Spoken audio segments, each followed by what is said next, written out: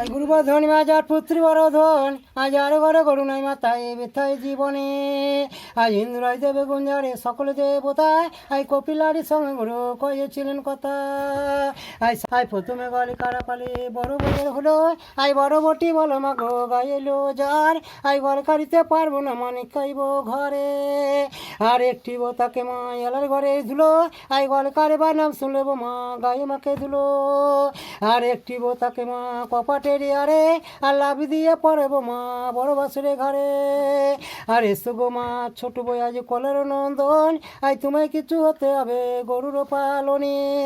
I গল কারিতে দিল ওকে ঝাঁটাই আরে ঝুড়ি আর আমি জম পড়ব বলে দিল পা আই খিজু গোবর দেখব মা কপালে মারে গা আই চোখ ছিল না মাতা পিতা চোখ ছিল না ভাইয়ের আই দেখে শুনে বিয়ে দিল গরুওয়ালার ঘরে আই বাবা যদি বিয়ে দিত নির্দনিয়ারে ঘরে আই কেমন গবু লাগিত সোনার অহংকারে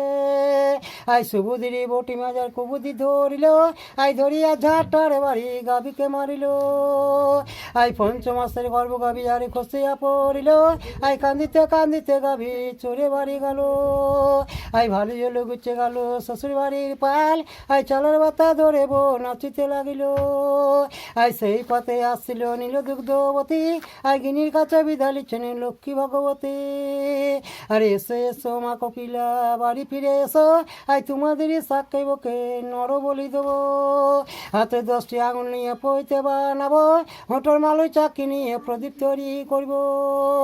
মাথারও খুপুরি নিয়ে দুপাশি বানাবো আই মাথারও ঘি তো নিয়ে তেল তৈরি করব আর রবে পুত্র যমুনা যারে যমুনামটি ধরে আই বিনার অপরাধ পাপীদের দণ্ডি নাই করে